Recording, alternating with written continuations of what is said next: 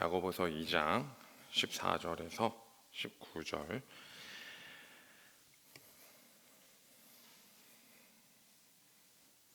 제가 한 절, 여러분이 한 절 교독하도록 하겠습니다. 내 형제들아, 만일 사람이 믿음이 있노라 하고 행함이 없으면 무슨 유익이 있으리요? 그 믿음이 능히 자기를 구원하겠느냐? 너희 중에 누구든지 그에게 이르되 평안히 가라, 덥게 하라, 배부르게 하라 하며 그 몸에 쓸 것을 주지 아니하면 무슨 유익이 있으리요? 어떤 사람은 말하기를 너는 믿음이 있고 나는 행함이 있으니 행함이 없는 내 믿음을 내게 보이라. 나는 행함으로 내 믿음을 내게 보이리라 하리라. 잘하는도다 귀신들도 믿고 떠느니라. 아멘. 네, 교회 6시 50분에 도착을 했습니다.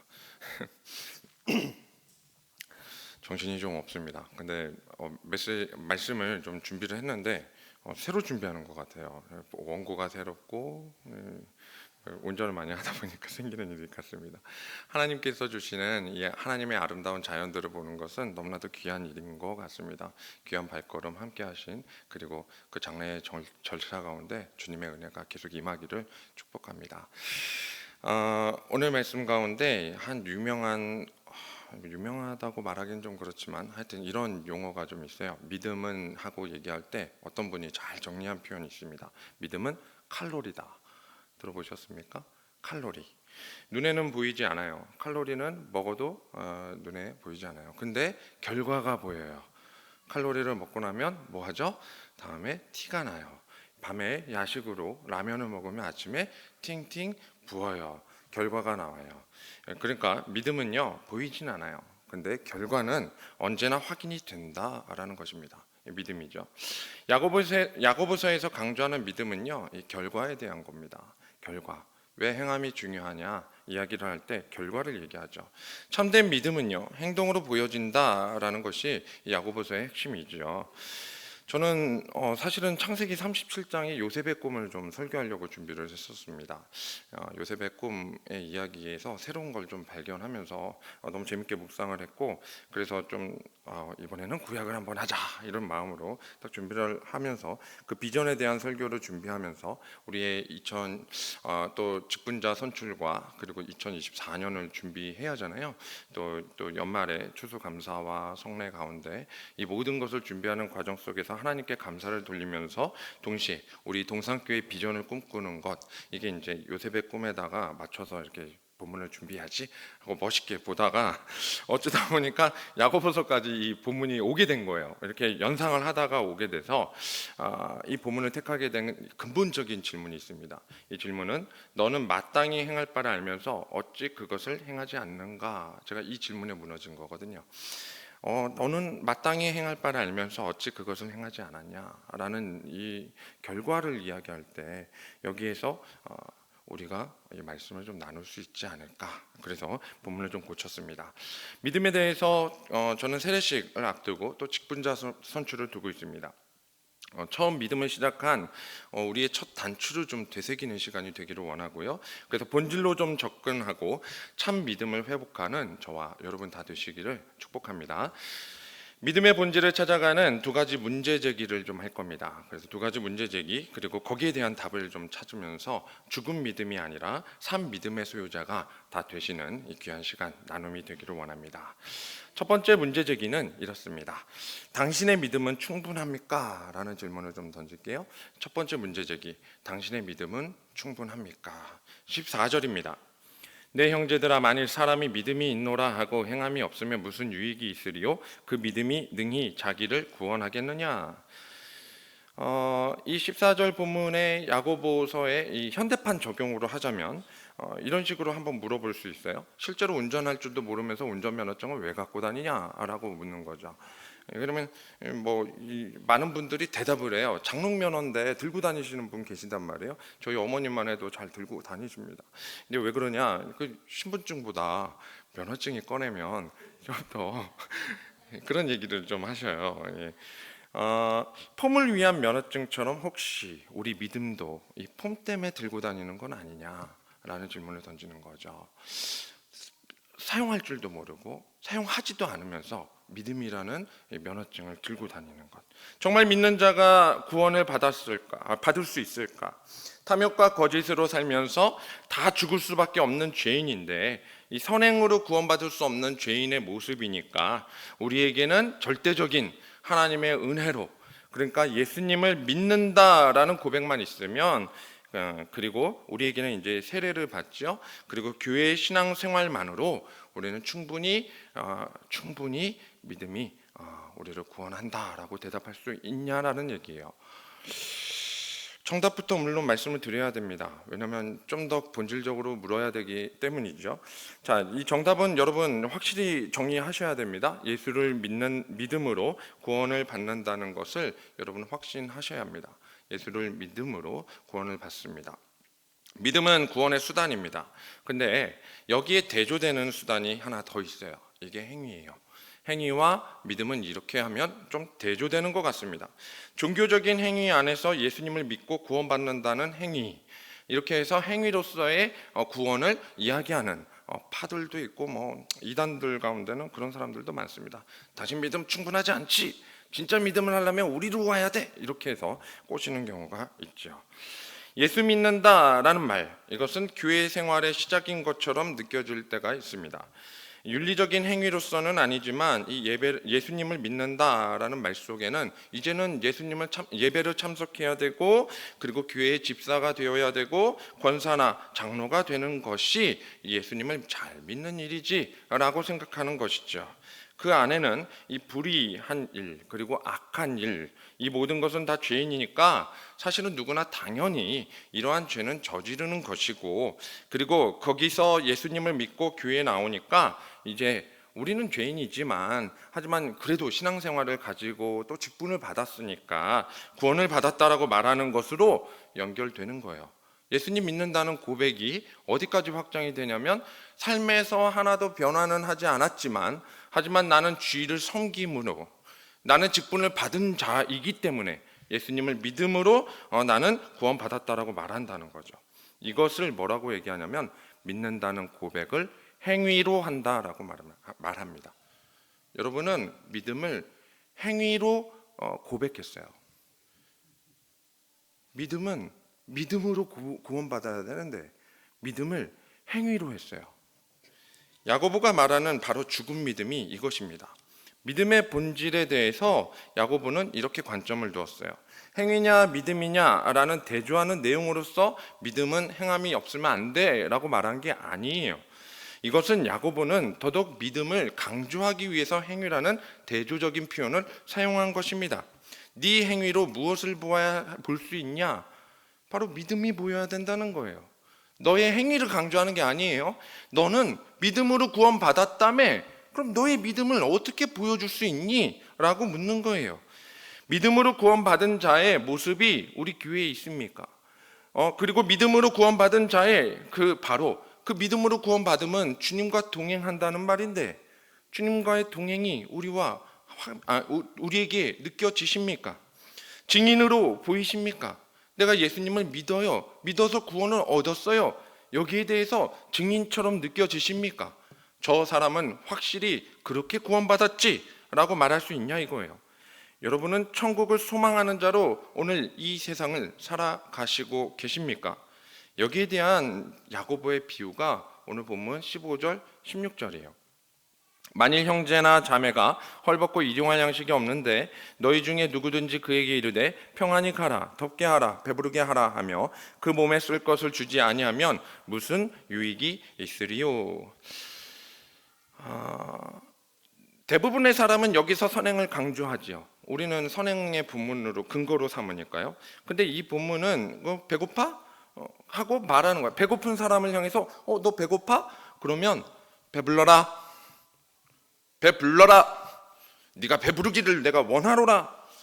믿음으로 말한 거예요. 추워? 춥지 마라.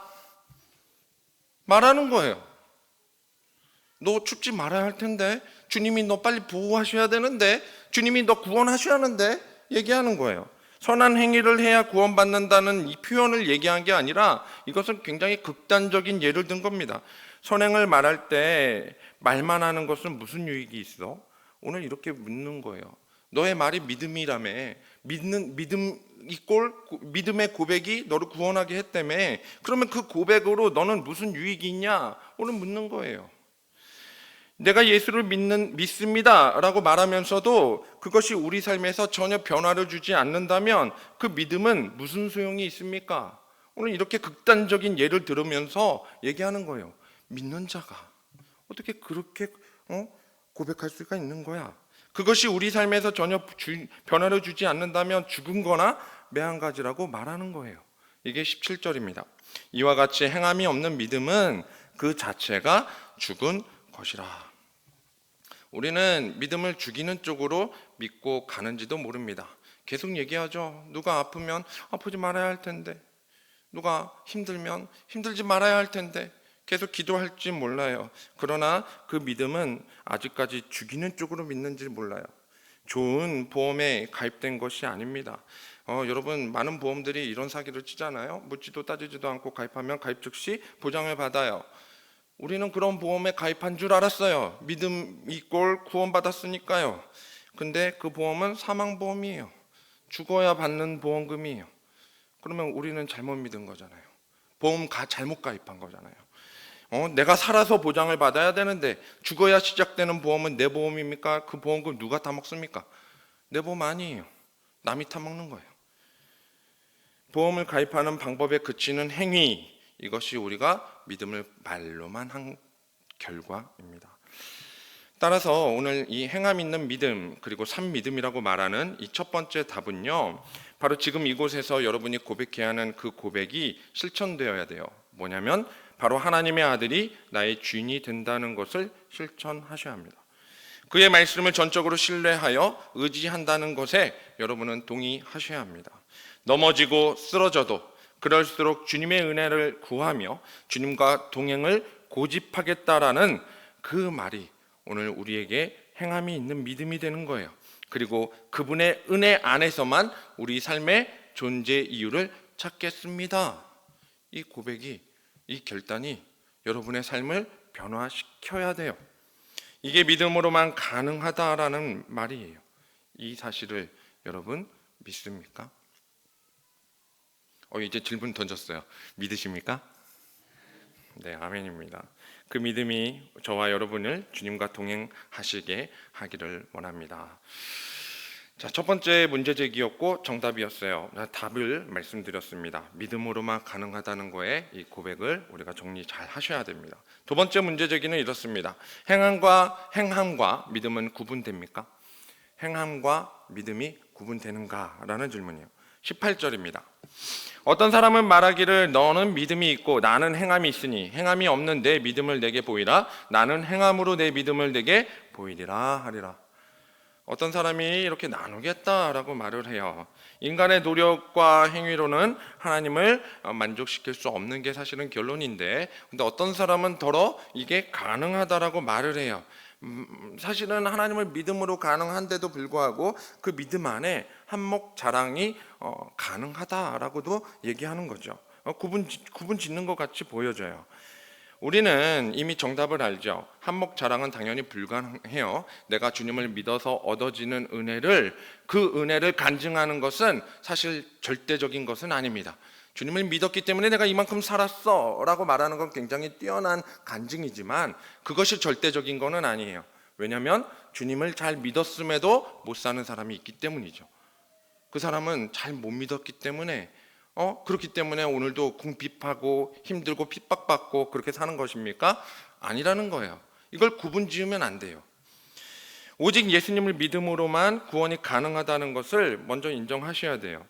야고보가 말하는 이 행위는 전적 의지함으로 하나님 앞에 섰을 때 철저하게 자기를 비우지 않고는 그분을 의지할 수 없다라는 표현입니다. 그것을 행위해야 돼요. 우리를 비우는 연습, 이 훈련하셔야 돼요.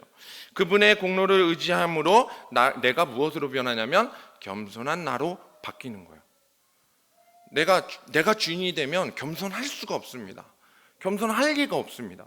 근데 주님이 주인이 되시니까 그 자리를 내어드리고 보니까 내가 그분 앞에 나갈 수 있는 길이 겸손밖에 없는 거예요.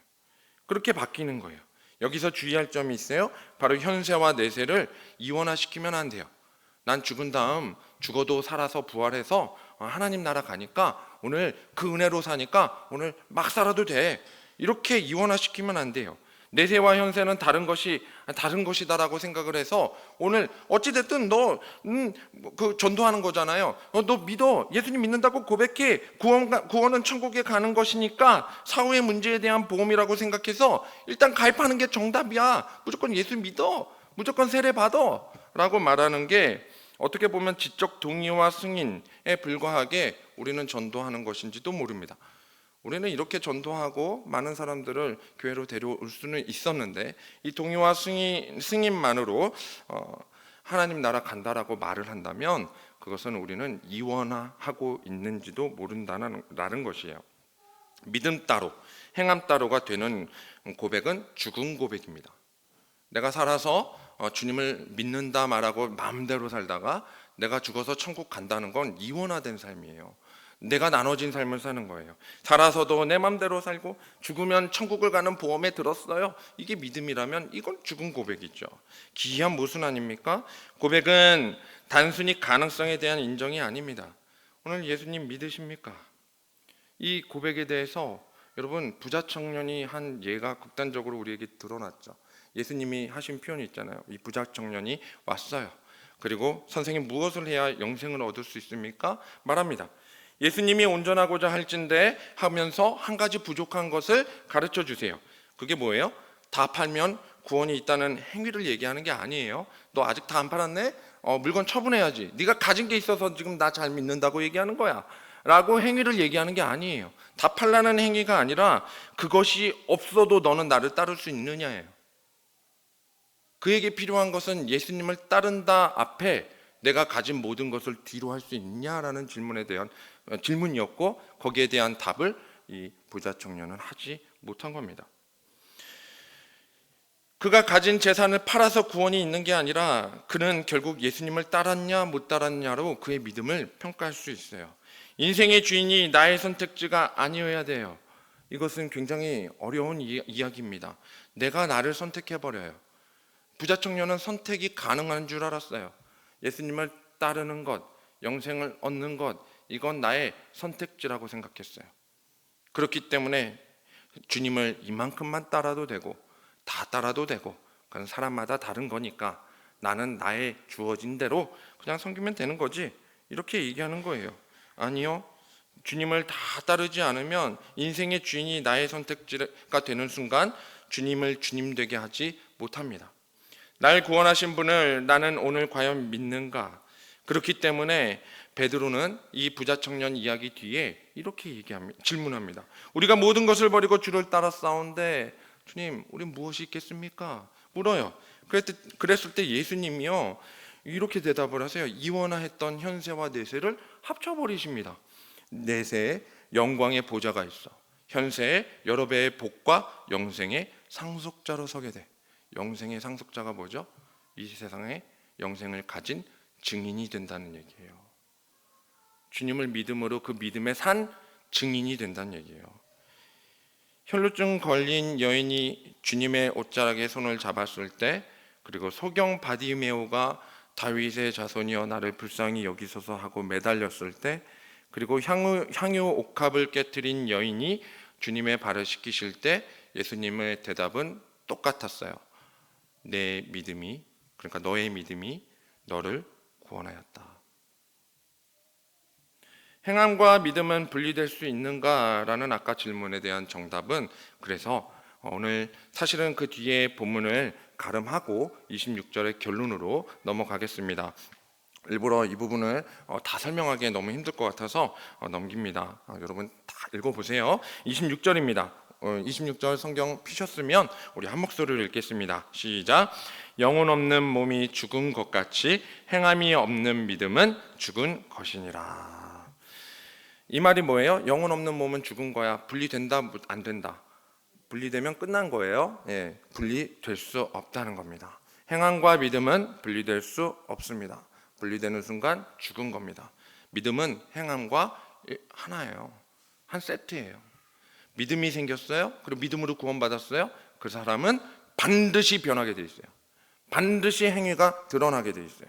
세례받을 때 우리 지적 동의는요, 마귀도 하는 동의예요. 마귀도 예수님 살아계신 줄 알고요, 마귀도 예수님이 장차 오실 만왕의 왕이 된다는 것도 알고 있어요.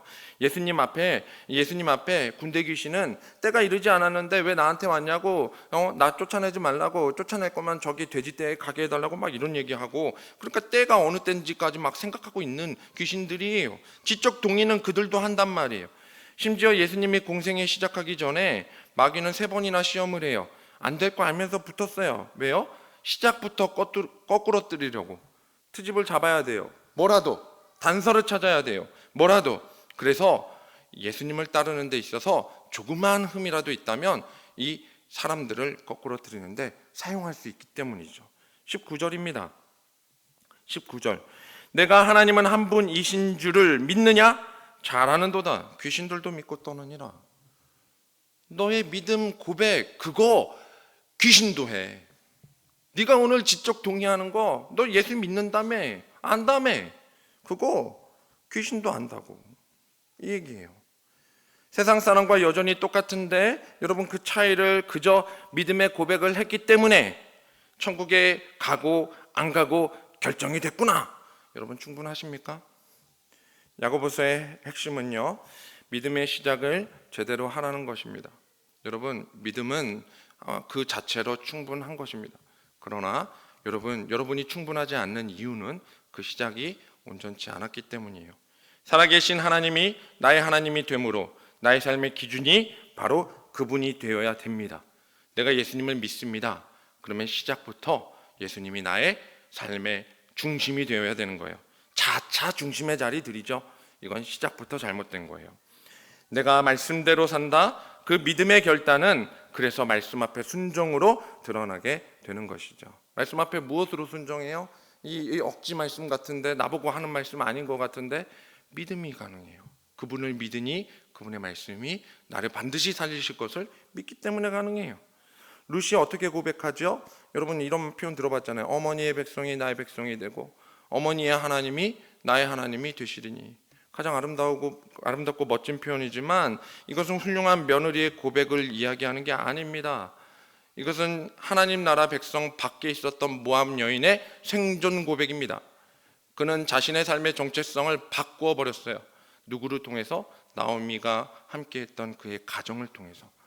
그곳에 시집을 와서 하나님의 은혜가 무엇인지 경험하고 그녀가 이렇게 고백하는 거예요. 하나님 나라 밖에 있었던 나를 하나님 나라 안으로 들어가게 하는 유일한 것은 주님, 나오미가 시어머니가 나를 돌아가라고 할 때 돌이키는 발걸음이 아니라 주님이 가라 하시는 곳에 따라가고 주님이 머무시는 곳에 나도 머무는 것뿐인데 나오미가 그런데요. 베들레헴까지 가잖아요. 거기까지 따라가서 거기 정착할 때 같이 정착하는 거예요. 그것은 생존이에요. 그녀의 삶을 완전히 변화시키는 고백일 수밖에 없습니다. 세상 죄인이 나오미의 가정을 통해서 하나님을 알게 됐어요. 모압 여인은 모압 족속은 죽어 마땅한 죄인들입니다. 그러나 그녀가 나오미의 가정을 통해서 하나님 앞으로 살겠다라고 고백하는 전적 신뢰의 결단을 통해서 룻은 마침내 살아있는 하나님의 살아계심을 경험하게 되었습니다. 여러분 룻기 보시면 4장밖에 안 되지만 하나님의 기적이라고 말할 만하게 소개된 적은 없어요. 기적 같은 이야기가 아니라 그냥 보아스 만난 이야기예요. 근데 그 모든 우연 속에 하나님의 섭리가 절절히 느껴지지 않으십니까? 동산교회의 다음 세대를 우리는 볼 수 있습니까?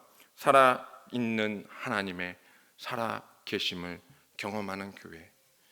다음 때 장로와 집사와 권사를 살아있는 하나님의 살아계심을 경험하는 직분자로 세울 수 있습니까?